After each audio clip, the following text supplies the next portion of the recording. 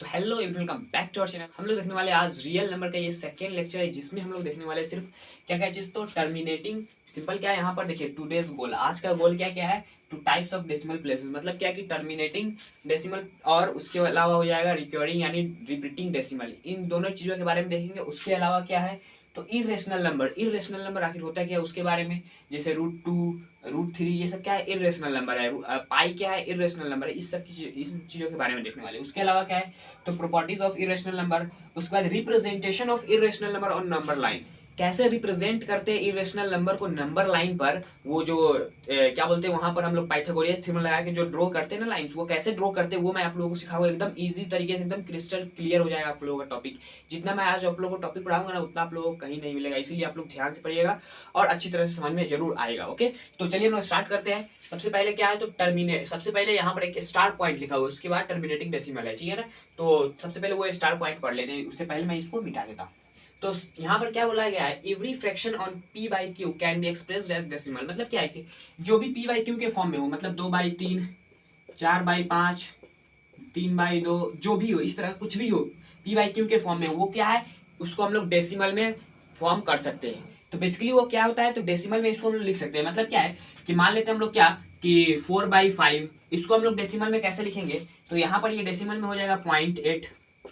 Decimal में इसको लिख दिए ना। सिंपल क्या है कि जितना भी रेशनल नंबर होता है ना, जितना भी रेशनल नंबर, उसको हम लोग क्या चीज के फॉर्म में, पॉइंट के फॉर्म में यानी डेसिमल के फॉर्म में, दशमलव के फॉर्म में लिख सकते हैं, ठीक है ना। तो बेसिकली सबसे पहला पॉइंट यही था इस टॉपिक में, ठीक है ना। तो ये हो गया। अब ये याद रखना है कि कोई भी फॉर्म में p/q के फॉर्म में हो, रेशनल नंबर हो, उसको हम लोग डेसिमल में तब्दील कर सकते हैं, बदल सकते हैं, ठीक है ना। अब यहाँ पर टर्मिनेटिंग डेसिमल क्या होता है, if the decimal expression of p/q terminates. देखिए टर्मिनेटिंग का मतलब क्या होता है, खत्म हो जाना, ठीक है। मतलब क्या है कि एक ऐसा डेसिमल प्लेसेस आएगा जहां पर वो खत्म हो जाएगा। मतलब डेसिमल के बाद एक ऐसा डिजिट आएगा जहां पर जाकर खत्म हो जाएगा। ये मैं आप लोगों को अभी समझाता हूँ क्या होता है बेसिकली। कम्स टू एंड, ठीक है ना। मतलब क्या है, सिंपल कि मान लेते हैं क्या 5/2, ठीक है। इसका मतलब क्या है, इस ये क्या होगा, तो 2.5 लिखा हुआ है, यहाँ पर क्या होगा, ये हो गया। अच्छा, अब हम लोग देखेंगे यहाँ पर एग्जांपल आप लोगों को दिया गया है 1/4 इज इक्वल टू 2.25। देखिए ये खत्म हो जा रहा है। मतलब क्या है कि ये देखिए ये खत्म हो जाएगा। मतलब यहाँ पर देखिए 10/3 है ना, इसको आप लोग भाग दीजिएगा तो क्या आएगा, तो 3.333333 इस तरह चलते जाएगा 33। मतलब ये क्या है, खत्म नहीं होने वाला है, ठीक है ना। तो ये टर्मिनेटिंग डेसिमल नहीं है। यहाँ पर क्या है, टर्मिनेटिंग डेसिमल नहीं है। और टर्मिनेटिंग डेसिमल किसको बोलते हैं, जहां पर लास्ट जाकर खत्म हो जाए, उसका खत्मिंग वैल्यू हो, वो खत्म होना जरूरी है। नहीं तो इसको हम लोग काटेंगे तो इन्फिनिटी तक काटते रह जाएंगे, कभी नहीं ये खत्म हो जाएगा। आपका जिंदगी खत्म हो जाएगा लेकिन ये नहीं खत्म होगा, ठीक है ना।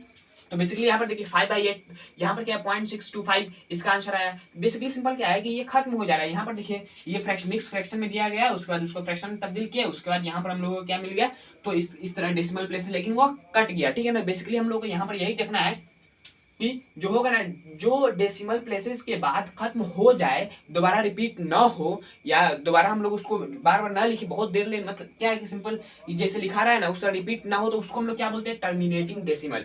तो अब हम लोगों को यहाँ पर एक ट्रिक मैं आप लोगों को बताता हूँ, ठीक है ना। तो सिंपल यहाँ पर एक ट्रिक यही है कि टर्मिनेटिंग डेसिमल वो है कि नहीं। मतलब क्या है कि ये है ना, ये हम लोग काटेंगे, मान लीजिए कोई कैलकुलेशन फास्ट करना पड़ेगा, तो हम लोगों को वहां पर देखना पड़ेगा कि ये टर्मिनेटिंग है कि रिपीटिंग है। तो हम लोग को वो चेक करने के लिए क्या करना पड़ेगा, एक ट्रिक है। क्या ट्रिक है, तो ट्रिक यही है कि a fraction p/q is a terminating decimal only. कब होगा, केवल जब क्या हो, prime factor of q are 2 and 5 only. मतलब क्या है कि देखिए आप लोग समझाता हूं। तो मान लीजिए क्या होगा, सिंपल कि यहां पर हम लोगों को क्या दिया गया है, तो ये 11/24 है, ठीक है ना, 11/24। अब हम लोग क्या करेंगे, इस 24 का क्या करेंगे, प्राइम फैक्टर निकालेंगे, ठीक है। प्राइम फैक्टराइजेशन इसका करेंगे तो क्या होगा, 2 से काटेंगे तो 12, फिर से 2 काटेंगे 6, उसके बाद फिर 2 से 3, यहाँ पर 3 आ गया लास्ट में, फिर 3 से काटेंगे तो 1 हो जाएगा। बेसिकली यहाँ पर क्या हो रहा है कि इसमें एक इसका एक फैक्टर क्या आ गया, 3 आ गया, ठीक है ना। 3 आ गया, जब इसको हम लोग प्राइम फैक्टराइजेशन करें तो 3 आ गया। अब यहाँ पर हम लोग को क्या बोला गया है, 2 होना चाहिए, नहीं तो 5 होना चाहिए। मतलब क्या कि केवल 2 और 5 हो तभी वो क्या होगा, टर्मिनेटिंग, नहीं तो वो रिपीटिंग हो जाएगा, ठीक है ना। टर्मिनेटिंग नहीं होगा बेसिकली, ठीक है ना। तो यहाँ पर ये वाला जो लिखा हुआ है ना 11/24, ये टर्मिनेटिंग नहीं है, ये रिपीट करेगा। आप लोग इसको भाग देकर देख सकते हैं, ठीक है ना। अब वही यहाँ पर ये 27/80 दिया गया है, तो नीचे वाला टर्म को डिनोमिनेटर को देखेंगे तो 80 का प्राइम फैक्टराइजेशन करेंगे तो 2 से 40, फिर 2 से करेंगे तो 20, फिर 2 से करेंगे तो 10, फिर 2 से करेंगे तो 5। देखिए 5 आ गया लास्ट में और 2 2 2 है, तो यहाँ पर क्या है 2 और 5 सेटिस्फाई कर रहा है ये बात को। तो यहाँ पर ये क्या हो गया, ये जो टर्म लिखा हुआ है ना ये क्या है, तो टर्मिनेटिंग है, मतलब एक ना एक दिन इसको कट जाना है बेसिकली। दो अंक के बाद कटे, 2 डिजिट के, 4 डिजिट के, 10 डिजिट के, 500 डिजिट के, मतलब वो जरूर काटेगा, ठीक है ना, वो टर्मिनेट कर जाएगा, खत्म हो जाएगा। टर्मिनेट का मतलब खत्म हो जाएगा बेसिकली, ठीक है ना। तो ये जो पॉइंट लिखा हुआ है ना, इससे ज्यादा इंपॉर्टेंट यही है कि कैसे पता करें कि वो टर्मिनेटिंग है या नहीं, ठीक है ना। उसी के लिए यहाँ पर ये क्वेश्चन दिया गया था, जिसको मैं आप लोगों को एग्जांपल के तौर पर बता भी दिया। ओके, तो अब देखते हैं हम लोग रिपीटिंग डेसिमल के। अब हम लोग देखते हैं क्या है, तो रिपीटिंग डेसिमल। रिपीटिंग डेसिमल में बेसिकली क्या है, उसको हम लोग रिकरिंग डेसिमल भी बोलते हैं, ठीक है। तो यहाँ पर बेसिकली यहाँ पर क्या हो रहा है कि a decimal in which a digit और a set of digit repeat periodically is called repeating decimal. Definition कुछ समझ में आया होगा नहीं, इसीलिए मैं आप लोगों को कंसेप्ट समझाता हूँ। अब यहाँ पर एग्जाम्पल 2 1 2 3 एग्जाम्पल दिया गया है। यहाँ पर क्या है 2/3, यहाँ पर क्या हो रहा है, जैसे हम लोग लिखते थे ना 10/3 को, ये क्या होता था 3.3333, इस तरह चलते चला जाता है। यहाँ पर क्या रिपीट कर रहा है, 3 बार बार रिपीट कर रहा है। अब वहीं पर आप लोग देख लीजिए क्या, तो 3/11, ठीक है। तो यहाँ पर 3/11 जो लिखा हुआ है ना, 3/11 वो क्या है, तो 0.27272 इस तरह 2 7 27 27 क्या हो रहा है, तो रिपीट कर रहा है। तो यहाँ पर बेसिकली क्या लिखा है, 0.27 बार।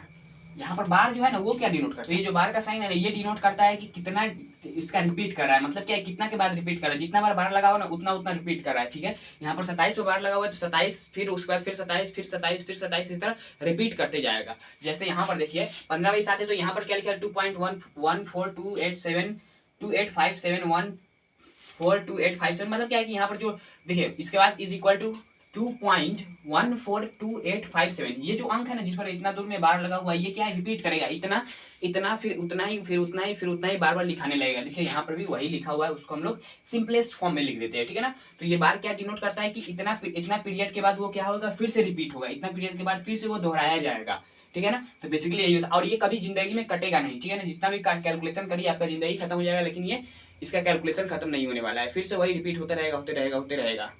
ओके, तो अब यहाँ पर एक और चीज, लेंथ ऑफ पीरियड।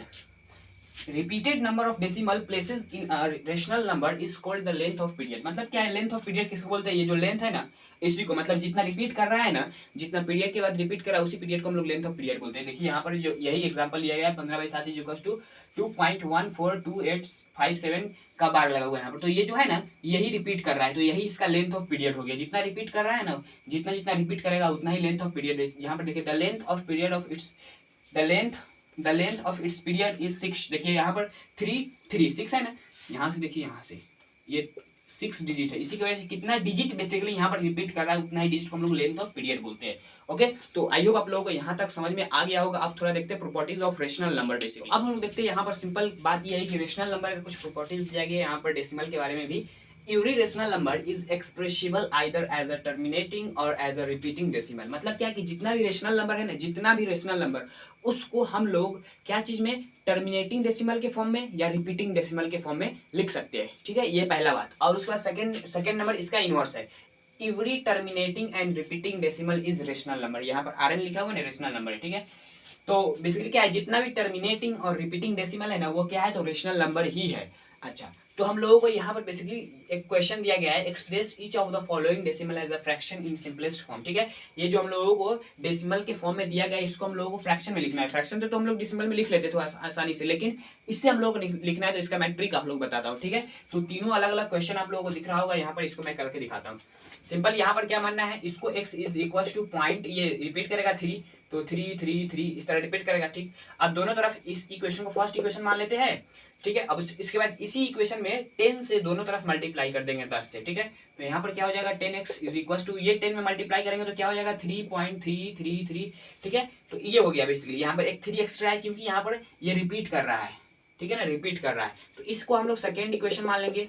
ओके, अब हम लोग को क्या करना है कि सब्ट्रैक्ट करना है इस इक्वेशन में से इस इक्वेशन को। मतलब क्या है कि subtract equation second to equation first, ठीक है ना।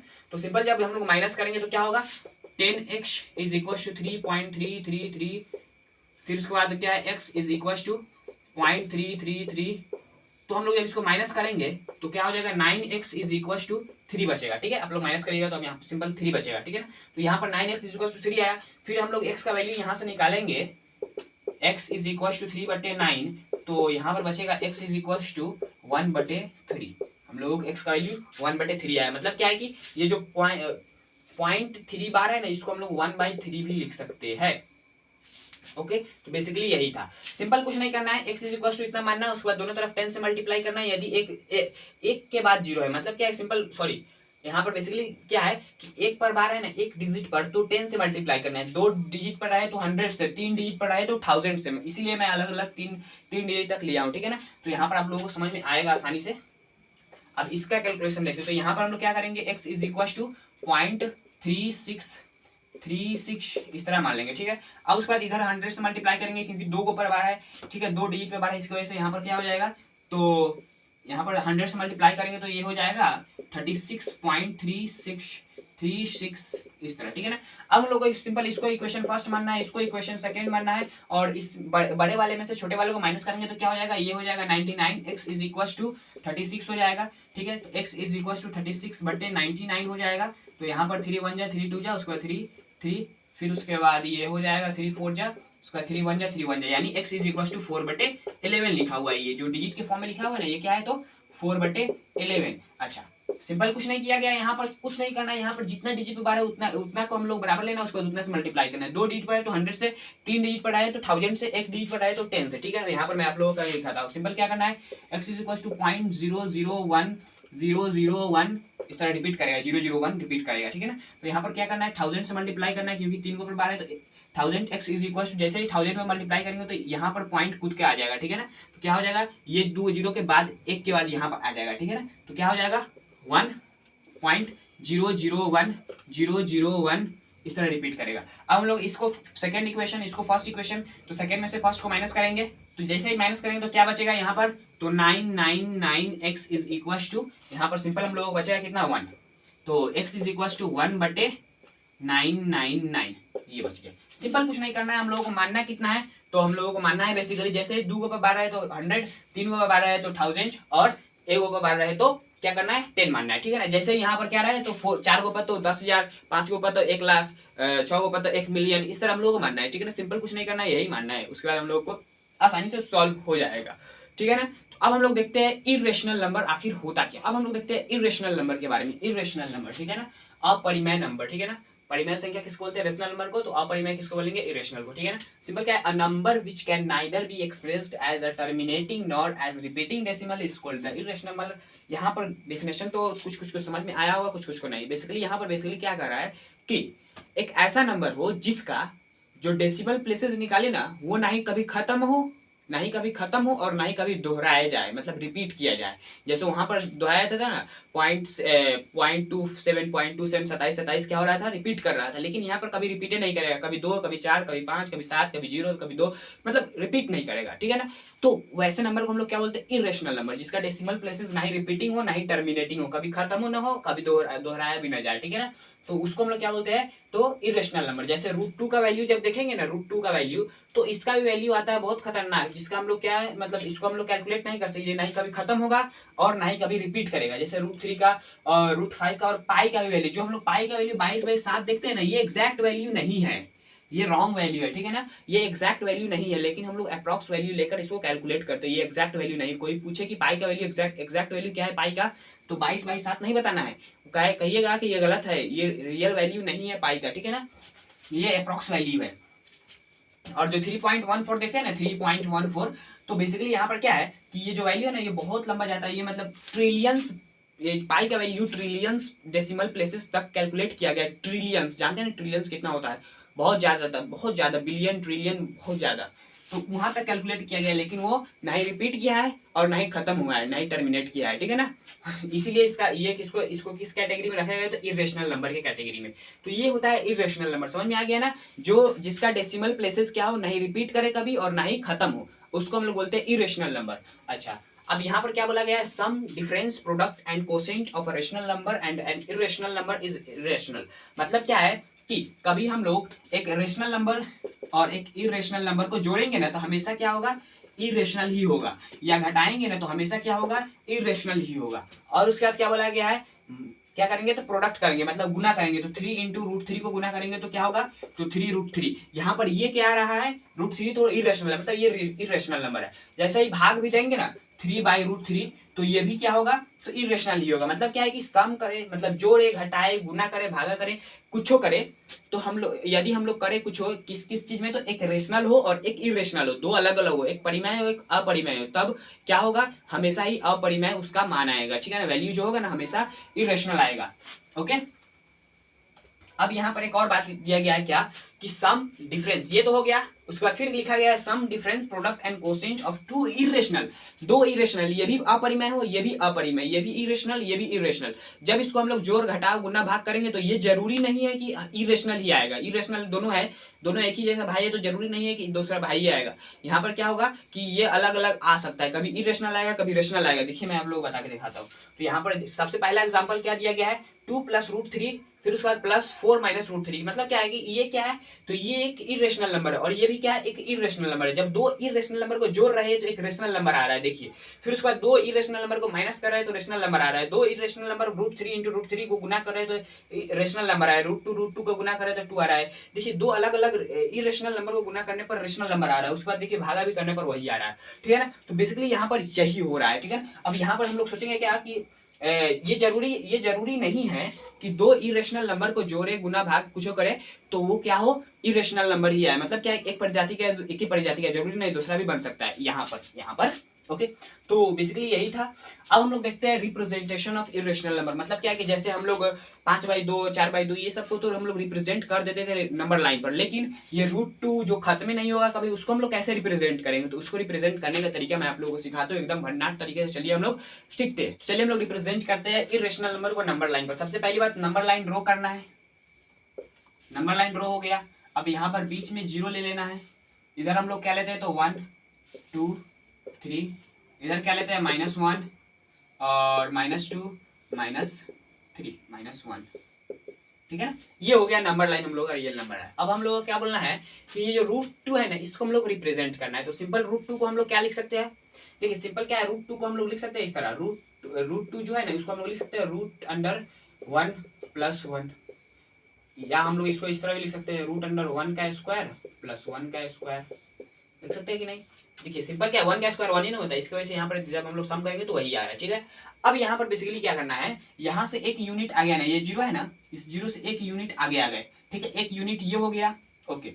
अब यहाँ से एक यूनिट ऊपर जाना है, एक ही यूनिट, जैसे जितना आगे आए उतना ही ऊपर जाना है। अब इस पॉइंट से हम लोग यहाँ पर ड्रॉ करेंगे तो ये 90 डिग्री तो है ही। अब हम लोग को क्या करना है, यहाँ पर पाइथागोरियस थ्योरम लगाना है। ये हाइपोटेन्यूज हो गया, ये परपेंडिकुलर और ये बेस। तो हम लोग क्या करेंगे, ये हाइपोटेन्यूज के h मान लेते हैं थोड़ी देर के लिए। h² इज इक्वल टू ये 1 का स्क्वायर + 1 का स्क्वायर, तो h इज इक्वल टू √1 का स्क्वायर + 1 का स्क्वायर। देखिए 1 का स्क्वायर क्या हो जाएगा, √2 हो जाएगा, ठीक। तो यहाँ पर बेसिकली इसका h का वैल्यू क्या आ गया, √2, ओके। अब देखिए ये √2 तो आ गया, हम लोगों को क्या रिप्रेजेंट करना है, √2। तो हम लोगों को यहाँ पर मिल रहा है √2, ये यहाँ इस पॉइंट मिल रहा है √2। अब बेसिकली यहाँ पर क्या करना है कि हम लोग को तो ये नंबर लाइन पर चाहिए, तो ये हम लोग को अलग मिला है। तो हम लोग क्या करेंगे, यहाँ से हम लोग लेंगे कंपास, ठीक है। जो हम लोग गोला पाड़ते हैं ना, सर्कल बनाते हैं, वो कंपास लेंगे। उसका जो हम लोग नचाने वाला पॉइंट को यहाँ पर रखेंगे और इसका जो घुमाने वाला होता है उसको यहाँ पर रखेंगे, उसके बाद इधर गिरा देंगे, ठीक है। तो ये जैसे ही गिराएंगे ना, तो सिंपल क्या गिरेगा, इस तरह कुछ गिरेगा। तो ये जो पॉइंट पर गिरा है ना, जिस पॉइंट पर गिरेगा उसी पॉइंट पर क्या होगा, तो √2 का वैल्यू यहाँ पर √2 रिप्रेजेंट होगा, ठीक है ना, इसी पॉइंट पर, इस P पॉइंट पर, ओके। अच्छा √3 को किस तरह रिप्रेजेंट करेंगे, तो सबसे पहली बात √3 को लिखने का तरीका देखिए। √3 को हम लोग क्या इस तरह लिख सकते हैं, √2 का स्क्वायर + 1 का स्क्वायर, इस तरह लिख सकते हैं।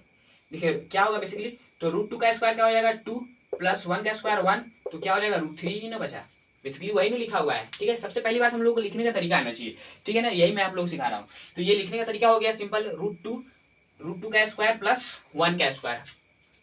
अब बेसिकली यहाँ पर क्या देखना है, इसी पॉइंट पर से हम लोग को क्या करना है, परपेंडिकुलर ड्रॉ करना है, इस लाइन के परपेंडिकुलर। तो इसके परपेंडिकुलर इस तरह ड्रॉ करेंगे और इसका यूनिट कितना रखना है, 1 यूनिट, ठीक है। अब यहाँ से इस पॉइंट पर जाना है, ठीक। सिंपल यहाँ पर क्या देखना है, ये √2 है बेस इसका और ये 1 है। तो हम लोग जब इसका हाइपोटेन्यूज h निकालेंगे तो h² इज इक्वल टू